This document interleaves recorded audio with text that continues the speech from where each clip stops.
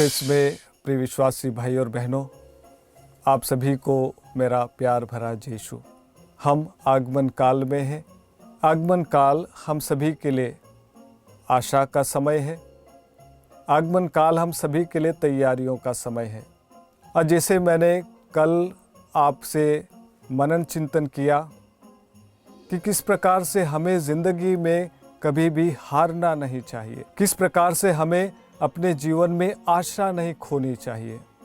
आज विशेष रूप से आपके साथ में मैं मनन चिंतन करना चाहूँगा कि किस प्रकार से आप दुनिया को वही दे पाएंगे जो आपके पास में है। The power of expectations. English में एक्सपेक्टेशंस का अर्थ है कि आप किसी की आशा कर रहे हैं, किसी के आने की उम्मीद कर रहे हैं। एक्सपेक्टिंग समवन का अर्थ यह भी है कि आप किसी को कैरी कर रहे हैं। फॉर एग्ज़ाम्पल, अगर एक महिला प्रेग्नेंट है और उसको इंग्लिश में कहते हैं शी इज़ एक्सपेक्टिंग, तो आज आपके सामने यही मनन चिंतन करूंगा कि क्या आप प्रभु को कैरी कर रहे हैं, क्या आप प्रभु को अपने में वहन कर रहे हैं, क्या आप प्रभु को अपने साथ में ले जा रहे हैं।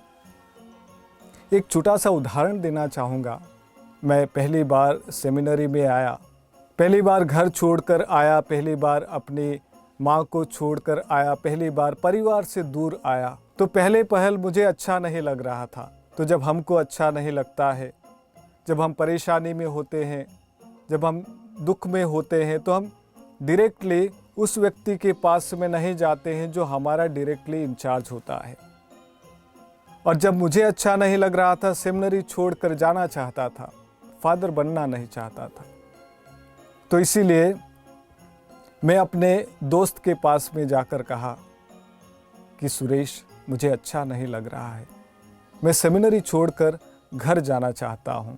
ख्रिस्त में प्रिय विश्वासी भाई और बहनों, अगर आप आपकी परेशानी किसी दूसरे के साथ में बताते हैं तो आप एक्सपेक्ट यही करते हैं कि वो आपसे कहे कि थोड़े दिन रुक जा, प्रार्थना करो, सब ठीक हो जाएगा। उस भाई ने, उस मित्र ने मुझसे कहा 5 दिन और रुक जाओ, हम दोनों साथ साथ घर जाएंगे। ख्रिस्त में प्रिय विश्वासी भाई और बहनों, क्यों मुझे उस व्यक्ति ने कहा 5 दिन और रुक जाओ, हम दोनों घर जाएंगे साथ में? इसलिए कहा क्योंकि उससे भी अच्छा नहीं लग रहा था। इसलिए कहा कि वो भी मनन चिंतन कर रहा था, सोच विचार कर रहा था कि मैं भी घर जाऊंगा। और मैंने आग में घी डालने का काम किया। हम दूसरों को वही दे पाएंगे जो आपके पास में है।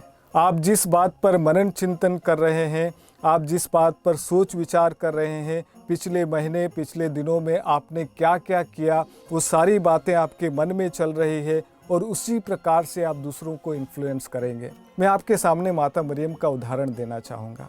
देखिए, माता मरियम जब एलिजाबेथ से मिलने के लिए गई तो वचन कहता है कि जैसे ही एलिजाबेथ ने माँ का अभिवादन किया, जैसे ही माता मरियम के शब्द एलिजाबेथ के कान में पड़े, वहाँ पर बहुत सारी बातें होती है। सबसे पहली बात होती है कि वहाँ पर आनंद मिलता है। वचन कहता है कि संत यूहन्ना बपतिस्ता जो एलिजाबेथ के गर्भ में था, जो एलिजाबेथ के पेट में था, वो आनंद के मारे उछल पड़ता है। वहाँ जीवन का संचार होता है। और वचन ये कहता है कि एलिजाबेथ वहाँ पर भविष्यवाणी करने लगती है, वहाँ पर आशीष मिलती है, कृपा मिलती है। ख्रिस्त में प्रिय विश्वासी भाई और बहनों, आप क्या सोचते हैं कि क्या माँ जब पहली बार एलिजाबेथ से मिलने के लिए गई, क्या माँ खाली हाथ गई? क्या माँ अकेली थी? माँ जब अपनी बहन एलिजाबेथ से मिलने के लिए गई तो वो ऑलरेडी प्रेग्नेंट थी। वो ऑलरेडी अपने बेटे को साथ में लेकर गई। और जिसके साथ में यीशु रहता है, वहाँ जीवन का संचार होता है। आज आगमन काल में हम अपने आप से एक प्रश्न पूछें, क्या मैं यीशु को कैरी कर रहा हूँ? क्या मैं यीशु को अपने साथ में लेकर जा रहा हूँ? क्या मैं यीशु को अपने जीवन में वहन करता हूँ? आप दूसरों को यीशु तभी दे पाएंगे जब यीशु आपके साथ में होगा, जब यीशु आपके पास में होगा। अन्यथा उस भाई के समान आप कहेंगे कि हम दोनों साथ साथ जाएंगे।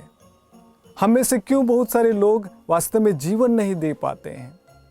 अगर कोई व्यक्ति आत्महत्या करने वाला है और जो आपके पास में आता है तो बोलता है कि भाई या बहन मुझे मरना है, मुझे आत्महत्या करना है, और अगर आपके मन में वो आत्महत्या करने की प्रवृत्ति है, आप सोच विचार कर रहे हैं और आप उस पर मनन चिंतन कर रहे हैं कि मुझे मर जाना अच्छा है, तो आप उस व्यक्ति से यही कहेंगे कि 5 दिन और रुक जाओ, हम दोनों साथ साथ मर जाएंगे। ख्रिस्त में प्रिय विश्वासी भाई और बहनों, एक प्रश्न पूछें, क्या आप में जीवन है? एक प्रश्न पूछें, क्या आप में प्रभु यीशु का जीवन है? एक प्रश्न पूछें, क्या आपके साथ में प्रभु यीशु है? और इसीलिए इस आगमन काल में जब आप उसके आने की तैयारी कर रहे हैं, आपसे गुजारिश करना चाहूँगा, आपसे निवेदन करना चाहूँगा कि उस यीशु को अपने जीवन में जगह दें। आप जहाँ कहीं भी जाए उसको साथ में लेकर जाएं। आप जहाँ कहीं भी जाए उसका हाथ पकड़ कर जाएं। तभी आप एक जीवन का एक जरिया बनेंगे, तभी आप दूसरों को जीवन दे पाएंगे। मेरी आशा और मेरी प्रार्थना यही है कि आप दूसरों को जीवन दे पाएं। मेरा निवेदन भी यही है कि आपके जीवन में प्रभु जन्म ले, ताकि आप हमेशा आनंद के जरिया बने रहें।